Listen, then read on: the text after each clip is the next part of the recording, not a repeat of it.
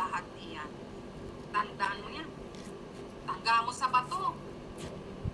Kapal mo, Diyos ko. Kung tutuusin, ikaw ang number 1 na scammer.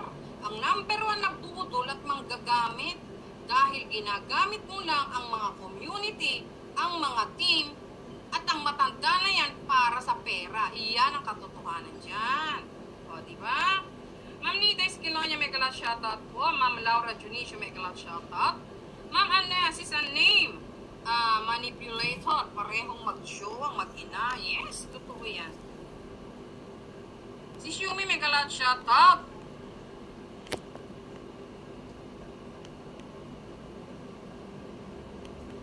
Okay. Ano lang ako? Grabe ka sa totoo lang. Kasumpa-sumpa ka. God perfect time.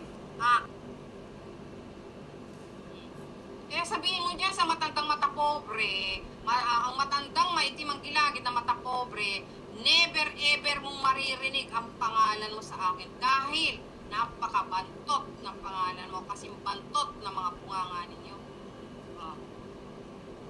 Kami kung ganito man kami magsalita, dahil na rin sa inyo. Tausaw scammer. Claim mo scammer. Usting scammer. Ano? Kapal mo rin, Nestor? Sa bagay, sanay ka na sa mga fake account na yan Sanay ka na sa mga sino-sinong account ang ginagamit mo. Katulad kanina, ginamit mo na naman ang account ni LC sa live with June. Hayop kang animal. Ano sa tingin mo sa amin? Bobo, tanga, katulad mo?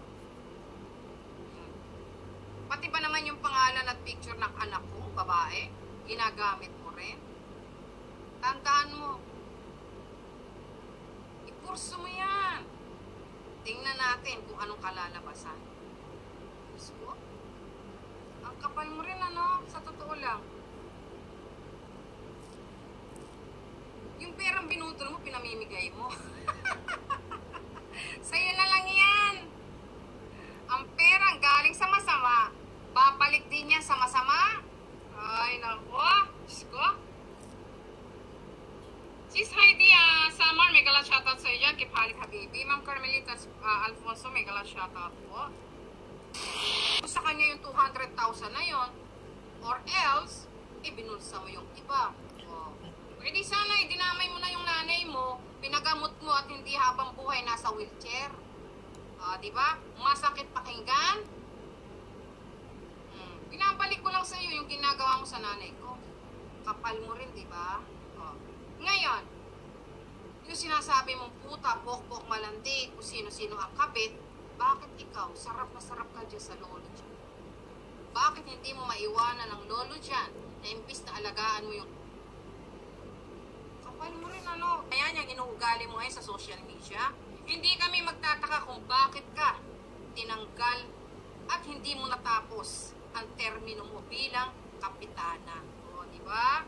Wala kang pinagkaiba kay Aling Tuhat na ang sabi isang guro at naging principal daw kuno. Diba? Ako, sabi nyo nga, nakatapos, hindi nakakuha ng board exam at kung ano-ano pa. At least, kayo nakapag-serbisyo kayo sa gobyerno. Ikaw, nakapag-serbisyo ka sa gobyerno. Pero anong ginagawa mo ngayon? Si Aling Duhat, ganun din. Nakapag-serbisyo din sa gobyerno ng Thailand. Anong ginagawa nyo ngayon? Pinapakita nyo lang ang tunay nyo mga pag-ugali. Refleksyon ng pagkatao nyo yan. Tapos ibabato nyo sa amin? Grabe, grabe ito. Pili mo na kabit, bakit ikaw, sarap na sarap ka dyan sa lolo dyan? Bakit hindi mo maiwanan ang lolo dyan na imbis na alagaan mo yung nanay mong nasa wheelchair? Bakit? Masarap ba yung bukol ng lolo dyan? Sarap na sarap ka ba sa bukol ng lolo na yan? Or sarap na sarap ka pag tinatapik yung puwit mo? Back to you, diba? Kapal mo lang din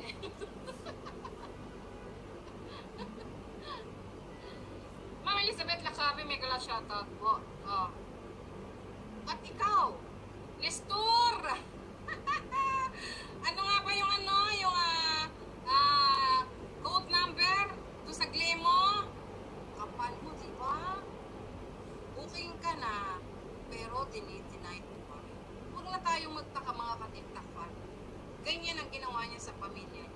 i-deny niya yung pamilya niya, ikinahiya niya yung anak at asawa niya, nagbuhay, binatapos siya. Ngayon, sino ang irresponsable? Ipapasa mo kay Sis Ash na yung tao nandoon sa sarili niyang bahay na tinitirhan, yung anak niya may sariling bahay din na tinitirhan, tapos sisisihin mo, pabaya? Sino kaya ang pabaya sa inyong dalawa, Aber? Si Sis Ash, kasama niya ang mga anak niya at apo niya dito sa Pilipinas.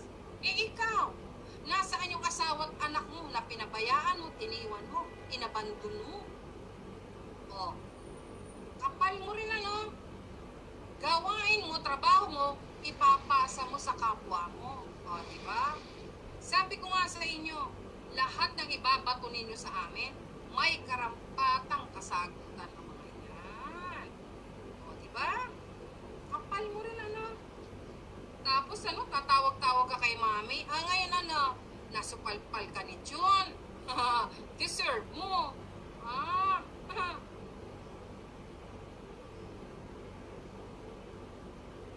Grabe, ang kapal. Ang yabang-yabang niya, Diyos ko. Palamon lang naman siya nung matandang mighty manggilagid na kasama niya, di ba? Uy, umasta kang mayaman, umasta ka kung meron ka. Kung may ibubuga ka, hindi umaasa ka sa matanda na kasama mo ngayon. Kahit anong gawin mo dyan, matandang mata pobre, hindi ko sasabihin at babanggitin ang pangalan mo dahil kasi bantot yung dalawa. Diba? So, na-impluensyahan ka na rin niya sa pambabalakura, sa pagiging mayabang. Nakakahiya ka sa tutula. Naturingan kang nanay-nanayan, naturingan kang isang guardian, pero anong ginagawa mo? Hinahayaan mo lang na ang isang taong katulad niyan mambalahura ng mga senyor. Mambalahura ng mga senyor na wala naman dito sa social media, na hindi naman kasama at kasali sa issue.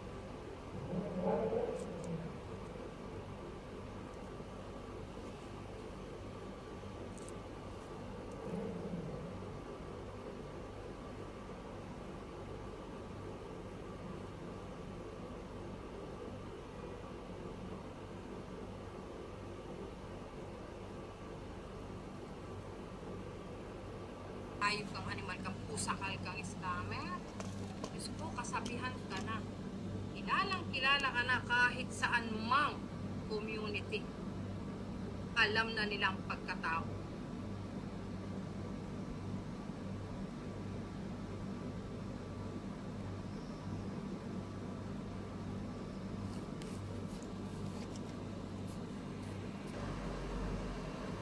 Lalo ka na, JC Monyo. Hayop kang animal, kang pusakal kang scammer. Diyos ko, kasabihan ka na. Kilalang-kilala ka na kahit saan mang community. Alam na nilang pagkatao.